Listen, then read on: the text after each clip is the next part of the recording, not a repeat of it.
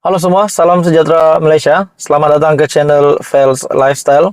Terima kasih kerana masih setia di dalam channel ini.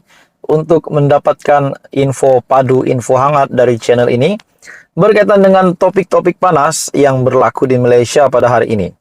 Nah, saudara-saudara, masih menjadi tanda tanya ramai orang, di manakah parti yang bakal dituju ataupun bakal disertai oleh Khairi Jamaluddin.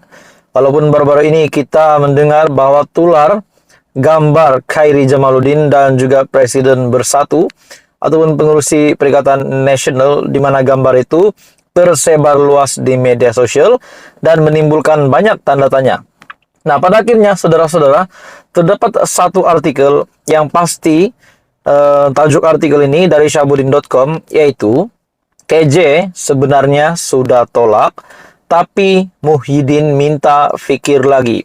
Nah, saudara-saudara, dengan kenyataan ini bahwa KJ sah sudah menolak Bersatu, menolak Presiden Bersatu. Namun pada akhirnya dalam artikel ini mengesahkan Muhyiddin minta fikir lagi. Nah, pada akhirnya saudara-saudara, bagi saya ini pasti satu lagi kejutan baru untuk Muhyiddin Yassin.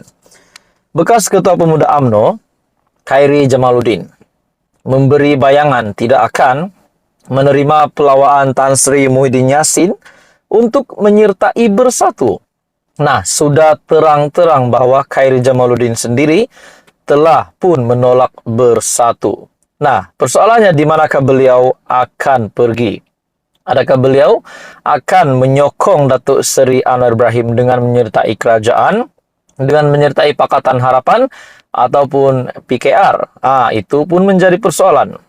Bercakap ketika podcast Keluar Sekejap, bekas Menteri Kesihatan itu mengakui Muhyiddin, yang juga Presiden Bersatu, meminta beliau untuk berfikir lebih lanjut sejurus menyuarakan pandangannya mengenai tawaran dikemukakan.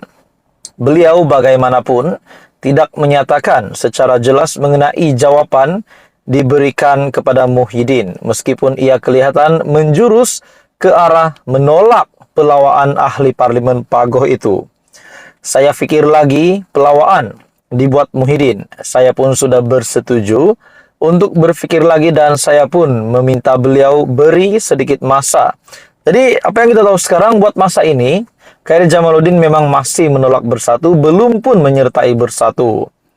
Bagi saya, ada jawaban muktamad mengenai pelawaan itu, sudah ada. Tapi beliau, yaitu Muhyiddin, meminta saya supaya berfikir lagi. Dewan Undangan Negeri, DUN, belum dibubarkan, jadi ada sedikit masa lagi untuk apa-apa berlaku.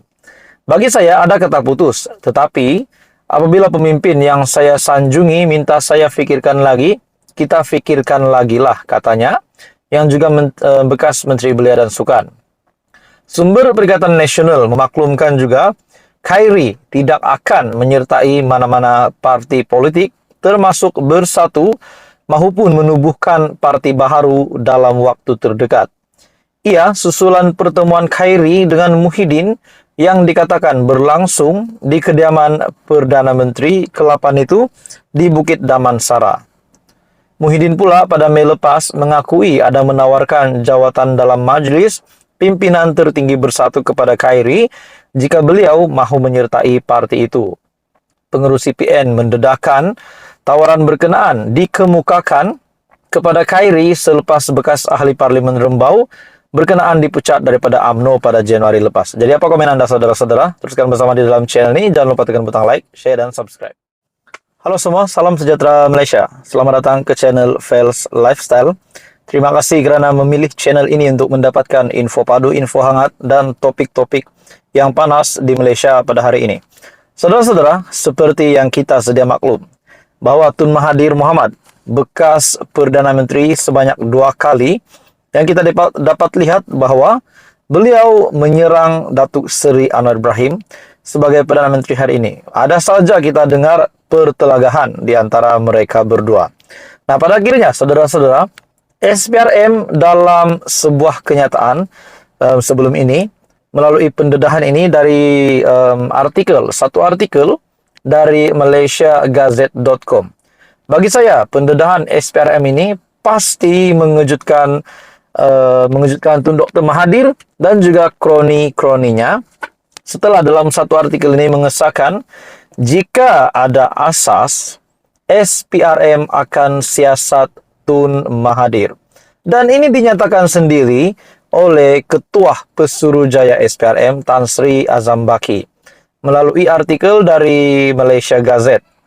Suruhanjaya Pencegahan Rasuah Malaysia SPRM belum mempunyai maklumat yang boleh mengaitkan Tun Dr. Mahathir Mohamad dengan kontrak gentian optik Telekom Malaysia Berhad kepada Opkom Sendirian Berhad bernilai RM214.2 juta pada tahun 2003.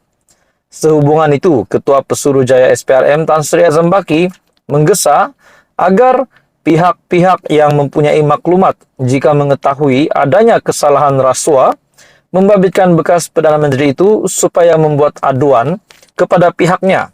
Nah, pada akhirnya Suruhanjaya Pencegahan Rasuah Malaysia SPRM sendiri meminta untuk pihak-pihak, mana-mana pihak yang mempunyai maklumat tentang kalau ada maklumat tentang salah laku yang ada dilakukan oleh Tun Dr. Mahathir Mohamad pada tahun 2003 berkaitan dengan kontrak gentian optik Telekom Malaysia Berhad kepada Opkom Sendirian Berhad yang bernilai RM214.2 juta.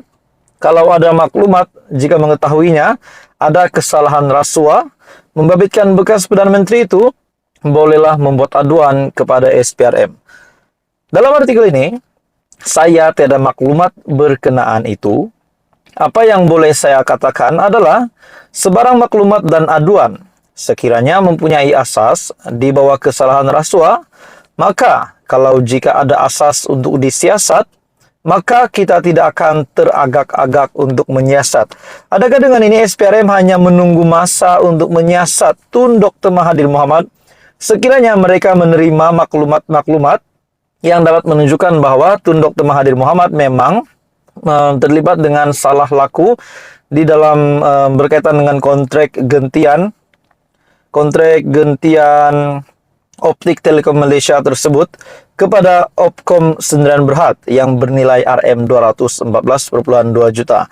Kalau ini benar ada maklumat dapat menunjukkan bahwa Tun Dr. Mahathir Mohamad memang bersalah, bagaimana pula dengan nasib Tun Dr. Mahathir Mohamad? Tapi faktanya, sehingga hari ini kita masih belum dapat membuat apa-apa kesimpulan, disebabkan belum ada maklumat yang diterima oleh SPRM maupun aduan yang diterima oleh SPRM. Dalam artikel ini lagi, jadi kita perlukan maklumat-maklumat tertentu menurut Azam Baki ketika ditemui selepas Majlis Perasmian Mesyuarat Agung Tahunan kali ketiga Pemerhati Rasuah Malaysia ataupun MCW. Dalam artikel ini lagi, menurut Muhammad Puat, ketika itu Dr. Mahathir Mohamad adalah Perdana Menteri, manakala Opkom dikaitkan dengan anaknya Datuk Seri Mukris Mahathir selaku pengarah syarikat. Jadi kalau ada maklumat ataupun aduan ataupun maupun bukti yang dapat diterima oleh SPRM, siasatan akan diteruskan kepada Tun Dr. Mahathir Mohamad dan juga Mukris.